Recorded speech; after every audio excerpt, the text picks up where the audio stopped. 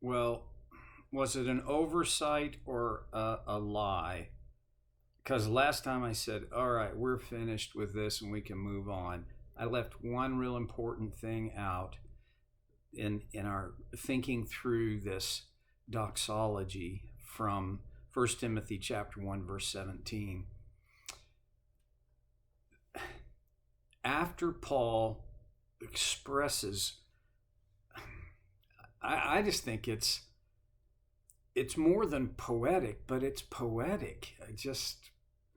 And then, well, now to the King, eternal, invisible, or immortal, invisible, the only God, be honor and glory forever and ever. And then one word, Amen. If you're a Christian, and I can't imagine there's somebody listening or watching this who's not, you've said amen a gazillion times. We say it at the end of our prayers. It's kind of our sign-off line with God through Jesus. Amen. Depending on what your religious tradition and background is, you've probably said it a few times, maybe more than a few, when a teacher or preacher has made a point that you really agree with. Amen, brother. So what's amen mean? We say it all the time. It's not this deep, deeply philosophical thing we got to parse out and pull apart. And I mean, it just means a couple of possible meanings. One, I agree. Well, sure, that's why you say amen when somebody makes a comment that you agree with. I agree. Second possibility is the idea that it means, may it be so. Now, it's not like Captain Picard from Star Trek, the new one, where he says, make it so. See that? Now that's a command. This is no command. This is a respectful request. May it be so. When Paul wrote, now to the King, eternal, immortal, invisible, the only God, be honor and glory forever and ever, and then said, Amen, I think he meant both. I think he meant how I agree with my own statement, and then may it be so. And I think one of the ways of taking this may it be so idea is that when I read this and say it as a prayer, because a doxology can be a prayer, and finish with Amen, for me, it's legitimate that I'm saying, I so agree with this, and oh God, please, may it be so that you would be the King, eternal, immortal, invisible, the only God forever and ever in my life. So, there you go. Amen. Amen. Then in verse 18, Timothy, my son, I am giving you this command in keeping with the prophecies once made about you, so that by recalling them you may fight the battle well, holding on to the faith and a good conscience, which some have rejected and so have suffered shipwreck with regard to their faith. All right, let's go back. Timothy, my son. Don't skip that too quick. Timothy, my son. I have very few sons in the faith, probably. I mean, I do have a couple of sons in ministry, and I'm so honored to be part of their story, and God has given me a great gift of reconnecting me occasionally with these people. I know I am a son in the faith of others who I'm not even sure. Well, is it possible that I can be a son in the faith of men who and women who never met me, wouldn't know me from, I mean, they just wouldn't know me. These are people. One day I want to be able to tell them how grateful I am for the influence and the impact they had on my life. I tell you about one all the time. His name is Clive Staple Lewis. His friends called him Jack. He has stretched my faith. He's challenged my intellect. He's deepened my well in many different ways. I would be honored to be thought of as a son in the faith of C.S. Lewis. There's half a dozen other authors that have done that same kind of thing for me, more contemporary. And these are not perfect individuals. Hey, Paul wasn't perfect. But don't you think that as Paul refers to him, Timothy, my son, Timothy might have had some kind of a positive emotional response? I think he would. I think he would have said, oh man, I needed to hear that, Paul. I especially think he would have felt that because of what we know about the situation that he was in. And some of it we know because Paul said, hey, I left you there in Ephesus, right? And others we're going to gather as we read through the rest of this letter, where Paul addresses challenging issues that Timothy was facing as the pastor of that church. I think there's a real strong possibility that a young man, and Timothy, we don't know his age, but we do know he was considered a young man, that young Timothy, the leader of the church, the pastor of a church. Boy, when you're a young pastor in the leadership of a church, you sometimes feel like you're herding cats. Nobody wants your input. Nobody, it feels like it so often, nobody is going to give you grace or expect the best of you. They're all expecting you to make your stupid youthful choices and make your mistakes. And oh, by the way, they'll bring them up often if you do make them.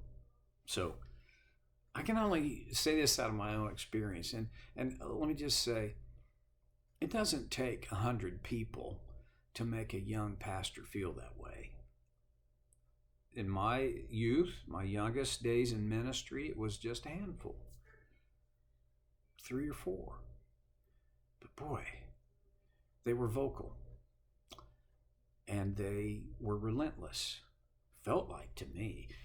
If I had been Timothy in Ephesus, in a church where there were some challenging issues and troubles, let's just call it what it is, trouble in the church, to hear Paul say, Timothy, my son, I think it would have aroused those positive, useful emotions out of Timothy. To be reminded, Timothy, you're not just an employee over there. Timothy, I didn't just recruit you and give you some appropriate training and shoot you off down the chute to the next place. You're not there by accident, Timothy. You're my son. Okay. I could make even more of that. Can you believe that? But I could. I won't. Timothy, my son, I am giving you this command. Now, here's the deal. It takes him quite a while to get around to the command. So pull that aside and you're thinking for just a minute. And now we get a glimpse into a little bit of what Timothy's psyche was and what Timothy's background and biography was. I am giving you this command in keeping with the prophecies once made about you. Have you ever had a prophecy made about you? I'm trying to think if I ever had. Now, I, if judging it by in terms of did anybody ever say, I speak this prophecy over you? I've not had that, but I have had a number of people in various times in my life, seasons of my life, who have spoken into me and over me positive words that reminded me of the potential God had put into me and affirming me in my role as a servant of Christ. Now, that's not the same thing as people going, oh, you're the greatest thing since sliced bread. Boy, I can't believe we had a church here before you come. See, nobody really ever said that to me. But if they had, that's not a prophecy. I mean, that's blowing smoke up my skirt. A prophecy, first of all, prophecy has two potential meanings. One is to foretell, in other words, to proclaim something that is yet in the future. The other is to tell forth, which means your preacher, when he speaks the truth of God, he is assuming and he is doing a prophetic thing. That's prophecy. Now, there are preachers, and I'm this is an observation, not a judgment. There are preachers out there who believe that they can tell you who the Antichrist is, what 666 means, what season the tribulation will happen, and when Jesus is going to return. They've looked at all the passages and all the stars, and they've drawn all the lines and connected all the dots, and they think that's prophecy. I don't. I'm going to leave it at that. I think when a man or a woman speaks the truth forth, that's prophecy. And I've had people speak the truth in my life. Here's an interesting thing about some of the prophetic words, these words of prophecy. Some of them were corrective. They weren't all just this, oh, you're so good. I'm so glad you're doing this. This is such a good thing. They weren't all there. Sometimes the prophecy that was spoken into my life was a little bit hard to hear. But I'm not sure that that's the kind of prophecy that Paul is writing about. I believe that Paul's writing about the kind of prophecy that projected that what Timothy's role and function, his work in the kingdom of Christ would be. I have nothing more than a hunch to back that up, but there was prophecy, and more than one. Prophecies in the plural, once made about you. I wonder, could it be? We don't.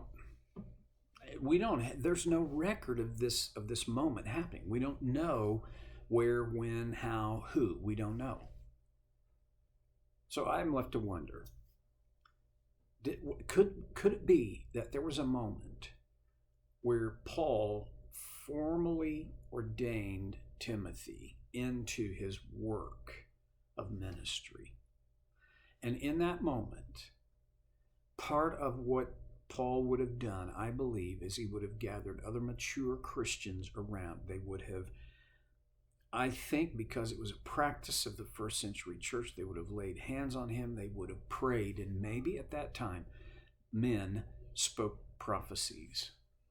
Golly, how I wish I could tell you, when I was ordained, this was the prophecy that was spoken over me. There was no prophecy spoken over me when I was ordained. So did it not count? I think it counted. But I think it would have been pretty cool if somebody would have said, okay, now in the future, Steve, your life will touch thousands of lives.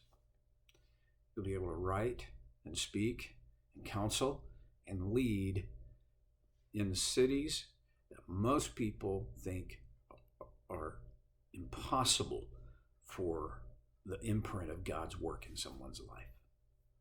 It would have scared me to death, but it would have kind of made me excited too at the same time. Well, I don't know what Timothy felt because I don't know the exact prophecies.